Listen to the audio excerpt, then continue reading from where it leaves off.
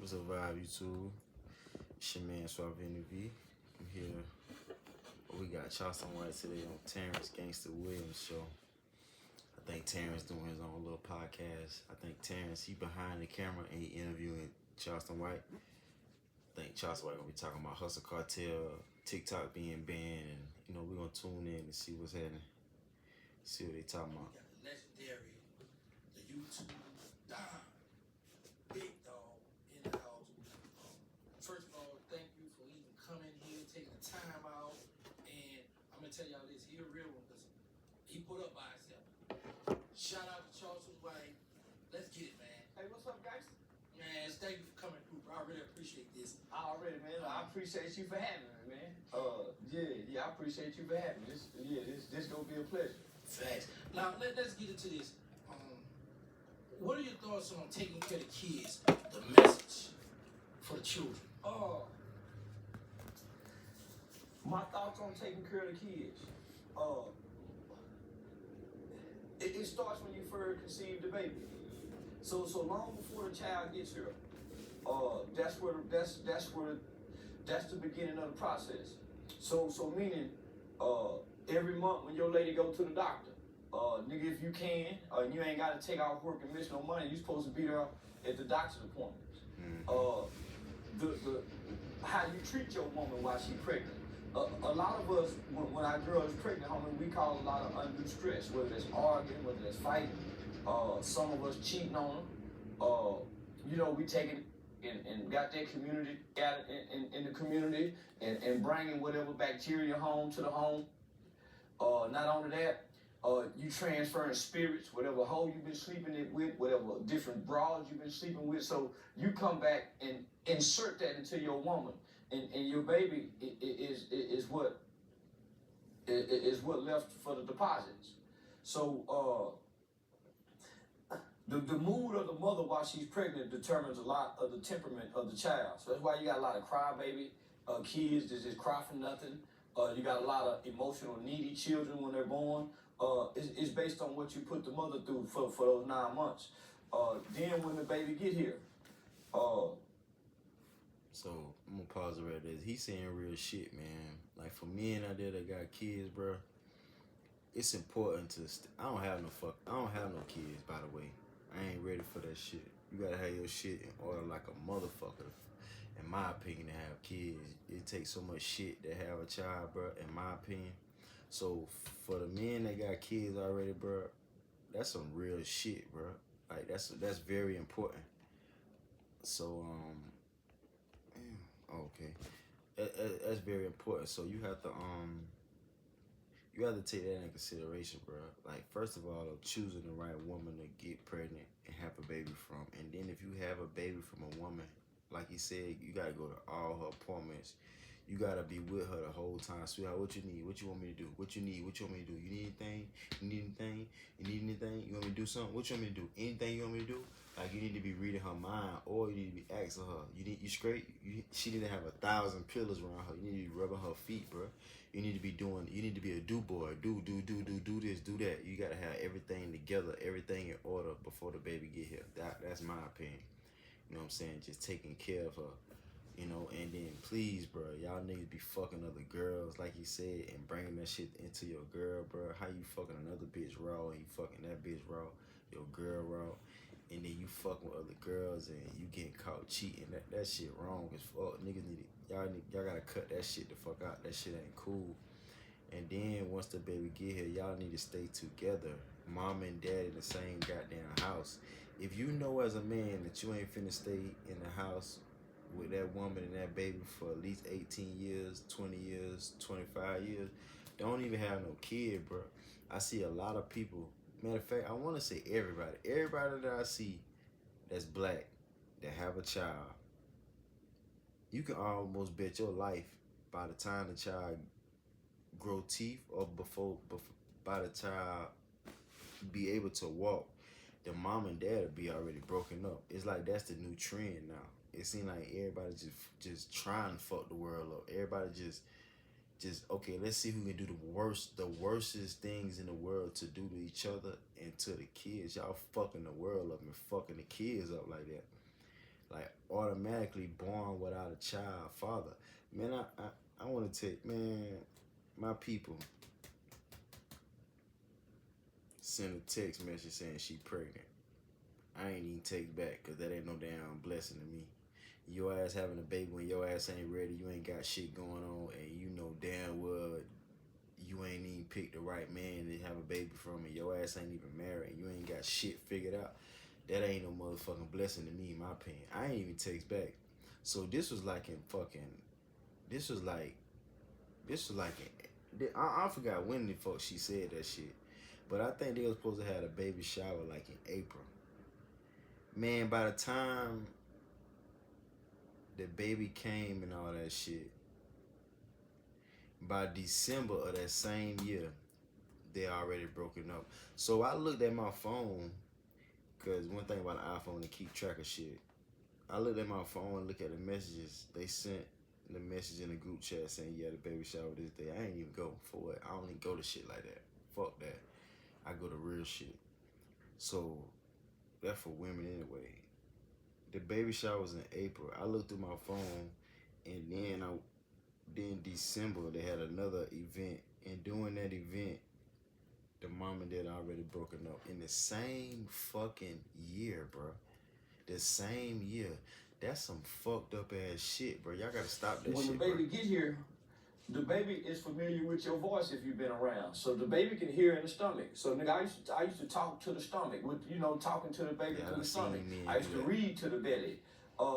So I knew all that played a part, homie. So long before your kid gets here, the environment that the baby is born into has a lot to do with everything. Prenatal care, what your woman eating, the vitamins, all of that plays a part. Most of our project girls, homie, they don't get the proper kind of prenatal care when the baby is born. They ain't eating the right vitamins. Some women still drinking. You saw that with Krishan Rock now. I used to blow my baby mama charges. I hit the weed in my mouth and I blow the weed in her mouth. So both my babies are weed babies. Came out pretty intelligent. But once the baby get here, that male presence is everything, homie. That's the balance to life. Having a mother and a father. So Mother and a father. that's why I be hard on the maps and daddies. I was a day one daddy, meaning from the time I found out she was pregnant with my baby, I've been there since the seed been planted. Amen. That's real shit. Yeah, I want Shout out to the niggas that been there from day one to the whole life. You know what I'm saying? That real shit, bro. That real shit. I want to have a impression upon my children, and I just didn't want the mother to. Charles, let me ask you, how did you take the news when you found out that you was about to have a child? Because everyone acts different. I was happy. I was happy. Both my children were made out of love. I was happy. I was late in my 20s. So I think I had Miho. I'm 47 now. I had Miho about 25, 26. So I had a fully developed brain. And I had a great support system. Between my mother, my sister, my female friends, my godmother, Miss Joanne. So, home, I had a great support system. So I was very happy and proud to become a father. And once I found out it was a boy, nigga stuck his chest out a little bit. Nigga stuck his chest out a little bit. But the birth of my son is what gave me an exit. It gave me an exit out the street life. Nigga sold weed, nigga tried to do a little pimping. Nigga tried to hustle. But the birth of my son gave me an entry, a way. That should be most niggas' way out. If every man that have a baby that's in the streets was to get their bitch ass out the streets once they have a child, nobody wouldn't be in the street because every nigga got a child in the fucking street. That's something I ain't never fucking understood. How the hell you outside doing dumb shit, doing stupid shit, doing gang shit, doing stupid shit when you got a fucking child, when your ass supposed to be reading a damn bedtime story, when you supposed to be ironing clothes, nigga, giving your children baths and feeding them food. If you really taking care of your kids, bro, you ain't really got time for a goddamn thing, bro. Like, I done experienced that shit for a little minute. You know what I'm saying? Like, taking the kids to school, picking them up, finding them something to eat, going to the grocery stores and fixing their food and cleaning up behind them and buying them bed sheets, buying them fucking everything, nigga. Lawn johns, socks. They lose their fucking socks.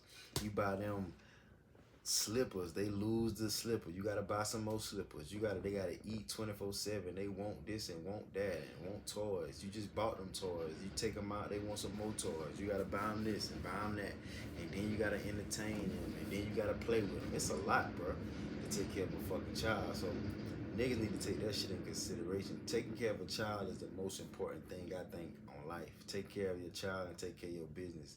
That's the most important thing in your life. But people take that for granted. Because my goal was, my aspirations and my desire as a father is, I just want to be here. I didn't know nothing about being a good father or a bad father. I wanted to be a present father. And I know to be present, number one, I can't go to jail. Number two, when that baby was born, I said, man, I'm willing to be a whole ass for this baby. Cause to leave the streets, homie, to call the police on it, to turn away from it when you feel like he done you wrong.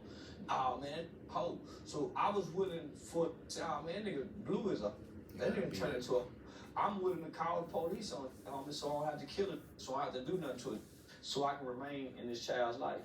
I was willing to jump through whatever rings of fire that I would have to jump through as a father to remain present. And that's what I did. That real shit. What are your thoughts on gender reveals? Does it help the father like to know so late into the pregnancy what he's gonna have? Yeah, I think gender reveals are good.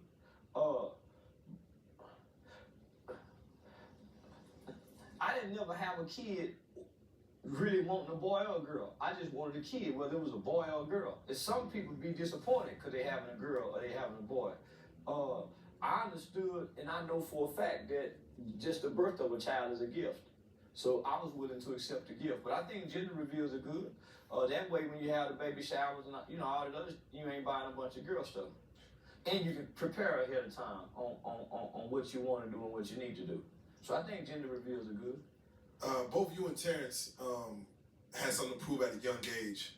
At what age do you feel like a kid is impressionable versus he's lost? Like he can't be saved. Man,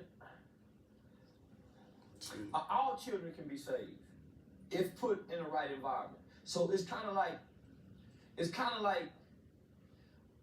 all them dogs that Michael Vick had. Michael Vick had a backyard full of dogs. He had an elaborate dog fighting operation. And all these dogs was trained to fight. And then a lot of them was bred to be fighting dogs. When them white folk got his ass, they came in and scooped up all them dogs and took them out of this environment where all they do is fight, kill, and bite. And they took these dogs and put them in a new environment, which the new environment was way more nurturing. The new environment was way more nurturing, love, discipline, structure. Now all these killer fighting dogs at some point transformed and they started sending these dogs out for adoption. So it's the same with the kid. All children have young, impressionable minds. But around about, once they start reaching that adolescent age, they already have a foundation of kind of who they are. So if you don't remove them out of the environment, they become lost. They get lost in the environment. So what ends up happening is you put them in a new environment and you change the belief system. But by the time a kid get 13, 14, 15, you're almost halfway too late if you can't take them out the environment. Yeah. So motherfucker be grown as hell, 13. It's easy to influence. 13, 14, it's easy grown. to influence. But boy, you put them in the right kind of environment and you have to tear down that belief system that they done developed. Most psychologists believe you are who you are by the time you're 5, based on your temperament, based on your 0 to 5, that nurture stage, that nurture stage, that 0 to 5. So it's a lot of kids, homie, at 14, 15, 16, 17, based on what they seen, what they was taught, and how they was raised, and where they was raised, from 0 to 5 is kind of their foundation of who they are. All right, let's switch gears here. That real shit. I want to know your perspective on inmates turning to social media, to YouTube.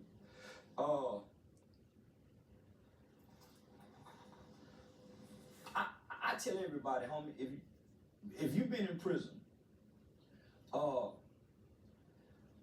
and you come home, your best friend is social media. If you know how to articulate and communicate, because however long you spent in prison, that's a journal. Your experience is a journal by way of you orally saying it. You got experiences. You got stages of your life. You got you like a walking vault of information. Because most people in the free world are fascinated with prison stories. That's why MSNBC Locked Up lasted for so long on television. I was glued to it. They damn near made me feel like I missed out on something by not going to prison. So, but an inmate coming home, returning back to society, he's a walking vault of information, of stories he can tell. He's really a sequence of movies. So if you can talk about what it was like when you first got there, how you evolved through there, what it was like in the middle, what it was like toward the end, man, those are movie scripts. Literally, those are movie scripts. And so I come to find out them some of the most watched videos on YouTube is guys telling prison stories. When a guy, because you on the YouTube game, you already know this game. When you're trying to explain to someone who has been incarcerated, has that incarcerated mentality, that there is a bag to get out here on social media, and they tell you that ain't my lane. What do you say to that? That was me. Nigga, go get him one of them trucks then. Go get your McDonald's job, nigga. Because if you a gang related, this your lane. Sitting up talking, just telling stories. See, that what made me get my ass online. Cause I'm a gang related nigga, but I don't like to talk. But fuck that. If you gonna pay my bitch ass to talk, I'm finna tell the truth. A hot and steamy au jus is the king of dips. It enhances the flavor of the talking. So that's what made me. That's why Charleston White inspired me to get my ass online and start talking and start telling stories. And I ain't really full blown in it because I'm still trying to tiptoe in this motherfucker. But I know for a fact if I just go ham and just talk and just tell your story and just tell the truth and just tell your story, because I got a lot of experience, I did a lot of shit. We all done shit. Even when you reach 30, you done shit. Once your whole life, it don't matter what age that you is, you got something to talk about. So I never known that you can get paid from talking. I never known that motherfuckers will pay you to talk and you can make them a bag from talking. I'm just not realizing that. Like I first heard it like 2022, and then I had to fathom that shit 2023. Like really fathom. Like you can really, like, damn, this is the way out. Like you really can just talk and tell your stories and about yourself and get paid. That shit was like amazing and mind blowing. And then 2024, like, okay, I'm practicing, but I ain't putting it out on platforms. So now I'm kind of easing into putting it on in platforms and shit, and I'm gonna just see how it works, see how it do. So Charleston White, he the main reason why I'm on the internet, like talking and telling my story, because I look at him. I started watching him like 2022, and that nigga ain't stopped talking yet on the internet every day, just talking, and he's saying real shit and he's saying raw shit, and I'm a real nigga too. So I ain't no street nigga, I ain't no gang banging nigga, I ain't no none of that type of nigga, but I am a real nigga that knows some real shit. So, and then he the first person to tell us that you can make some money out talking. It called intellectual property. It called talking your way to the top. Like, just talk and record that shit and post that shit. And once upon a time, like, damn, bro, I don't even know how to edit, bro. I don't even know how to edit. I don't know how to work this shit. I don't know nothing about the social media. I'm late. Niggas been on that shit 10 years. I'm late as fuck. But, you know, forget about that. I'm 10, 11, 12 years late. But fuck it. Forget about that. Just start and just start making a bag. So that would inspire me to kind of like to talk. Because I ain't wanting to be no fucking rapper. That shit too dangerous. I ain't wanting to do that. I don't like attention. So this is some. See, I'm the type of nigga. I don't even like attention or fame because I always been that nigga. I always been famous to the people that's around me, my friends and family, and the people that's around me, and everywhere I go. But I wasn't never famous to the world type shit. So I ain't like all that attention. But now I'm realizing that your ass can get paid from people watching you, and I learned from a couple different multi-millionaires that an audience is the next big thing. If you get you an audience, that's money. So if you got 200,000 people watching, that damn near like $200,000 because there's so much you can do with the audience. You can turn it, man. You can tell people to buy your product. You can speak at events. People are paid to speak. People are paid to watch your show. People are subscribe. So it's a lot that you can learn. A lot that you can accomplish from talking. So I'm easing my way into this shit, bro. But this shit ain't normal. This shit ain't comfortable for me because I don't like that. That ain't my thing. Showing off, talking, bragging, popping shit. That shit dangerous as a motherfucker, bro. And I'm already that nigga, and I'm already the man, I'm already the shit without doing that, and without saying that, and without being, man, I'm a type of guy, and I get all the fucking attention. Nigga, just imagine if I was to open my fucking mouth and fucking speak the truth, nigga, and really talk and don't stop and talk every day, nigga, I'd be a millionaire tonight. But I always said, man, I don't know if all that shit good money, but I mean, I ain't got no choice because like he said, if your ass ain't gonna talk online, you better get you a job at McDonald's. And that is the God honest truth. You ain't gonna, as a man in today's world, either your ass gonna talk and make money offline or you gonna get you a job that you hate and you gonna make minimum wage. That's the only two options. And I done tried that job shit. I always had a job from fucking 10th grade. From 10th grade to goddamn up until now, up until 30, nigga, you had a job. So I ain't want to rob, I ain't want to kill for money, I ain't want to sell dope for money. So I had to get me a fucking minimum wage job, 2 or 3 jobs, because I ain't want to hurt nobody. My grandma taught me don't do wrong for money. So you know, the next big thing is talking online. Go. Everywhere you go, any nigga been locked up, end up telling the prison story. He ended up having to go somewhere to explain what it was like. And he's talking about prison all the time. He's with his prison buddy talking about what happened in prison. So why wouldn't you learn to get in front of the camera? These are some of the, I wouldn't say the highest paid, but man, there's some of the most watched content on YouTube. They're some of the most interesting videos that you can find. So if you can articulate your life from prison and your transition into the free world, homie, that's 2 years of content you ain't got to think about. It's funny because they do speak amongst each other all day, but it feels like talking in front of a camera in front of no one is like, it's so hard to do. It's hard to talk to that camera and ain't nobody there. It's hard to sit your phone down and tell a story to this phone and ain't nobody looking at you. Most people want to be stimulated by people looking at them. It's hard to talk to the camera. Shit, I'd rather talk to the camera and nobody ain't looking, to be real.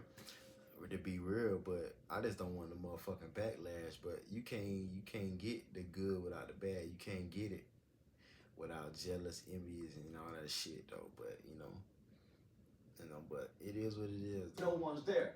But if you have a direction in where you want to go with what you're saying, then it's easy to do. Man, set that motherfucking camera up and talk to it. Man, especially if you went in at an early age.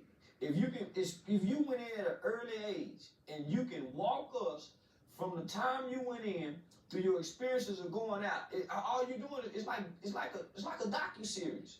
You're just documenting your experience from I went in at 18, from 18 to 25. Talk about that from 25 to 30. So if you can document every 2 years and articulate it, it's the communication that they struggle with.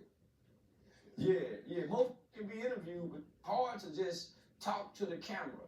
And you really don't have an audience yet. Okay, let me ask Shit, I'd rather talk without an audience. The audience will make your ass nervous, but I did that shit one time though. If you know what you're talking about and you telling the truth and you can do it and you can say it how you want to say it, it'll be easy to me. how did you come about, and what are your thoughts on when you catch up with a predator on video?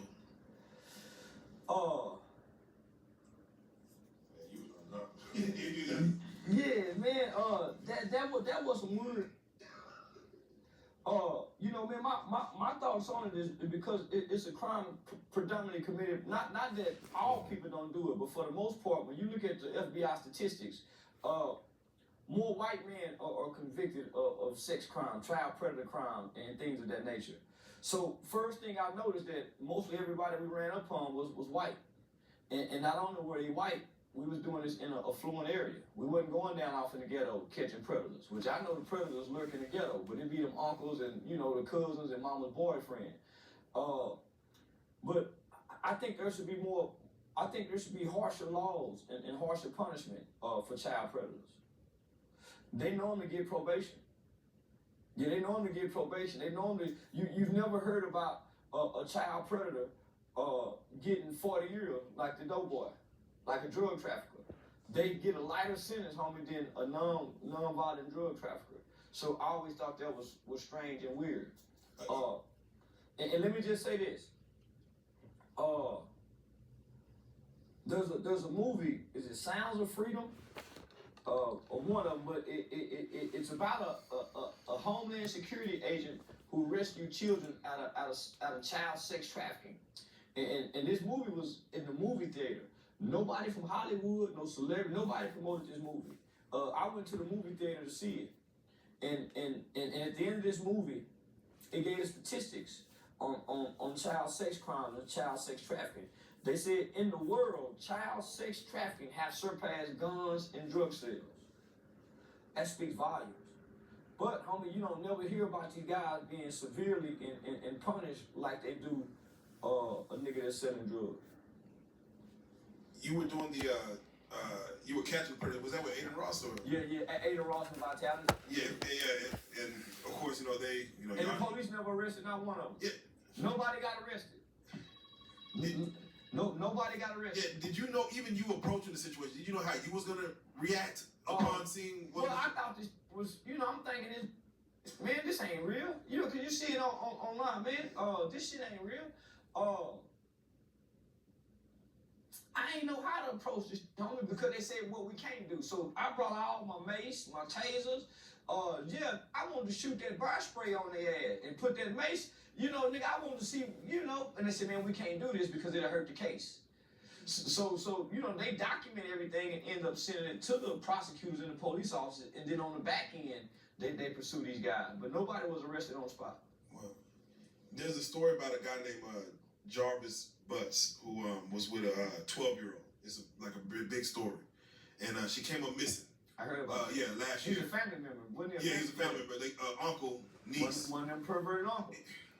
When you hear stories like that, a 41-year-old, and they read the text messages in court to where, you know, I know a lot of people probably don't remember, but back in the 90s, around 13, 14, that's when people were trying to be promiscuous. But to hear about a 41-year-old uncle messing with 12-year-old and actually missing, how many stories do you feel like this go on that we don't hear about? A lot. So, man, when I was in the Texas Youth Commission, we used to have to go to therapy, to group. So it'll be 16 of us in a group, and we would have to do. So we did psychodrama therapy.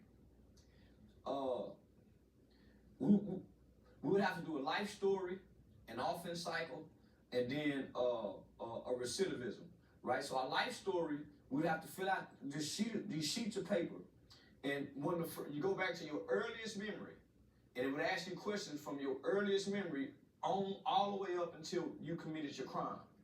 So they got your CPS files, they got your whole life on file. So most people had to be truthful. When I used to sit in them group sessions, homie, and hear through their life stories, and hear about them getting molested by their uncles, and hear getting molested by their uncles. So one in particular, man, one of my Mexican partners from Dallas, him and his sister both will be molested by the uncle. I done heard that a lot of times, homie. And then when I grew up and started working with kids, going into the boys' home, I started finding out a lot of not just girls, a lot of guys been molested. That's where a lot of the violence come from. You start hearing about when they get on death row, and it's time for them to get the death penalty. And when they start trying to use mitigating factors, so you start realizing, homie, this is almost common. Yeah, this is almost common, homie, in our society. It's just unspoken of. So a lot of, when I was in the 8th grade, it was a whole bunch of 7th and 8th grade girls had high school, college boyfriends, nigga. Coming picking them up in the jam in mini trucks. You know what I'm saying? Nigga, that was typical. Yeah, man, it's so, I speak a lot about that, homie. So, this one thing I know, depending on who your mother and father is, it won't ever happen. Mm-hmm. A lot of women who've been molested attract molesters. A lot of women who done been molested or violated by a man attract those kind of men. Look for the kind of household who might got a weak daddy. Who most promiscuous young girls, they look for the perverted man. So if if a little managed little girl was walking by me and I see the little spirit on her, I won't even look at her. They looking for the man that's go glance at them, look him in the eye, look him up and down. Man, I ignore a little girl like that because I know what she's looking for. She's looking to be violated. Mm-hmm. It's the spirit inside of her because at some point she's already been introduced to, whether it was a cousin hunching on her, them older hunching cousins. So typically it starts in the family, like this situation. Typically it starts in the family. Do you feel if there was harsher punishment, there might be a reduction in cases of this? If you got the death penalty, they start getting a death penalty, homie. And you don't wait 10, 15 years to die. You die at the end of the month. If they start castrate. To be so for real, last year,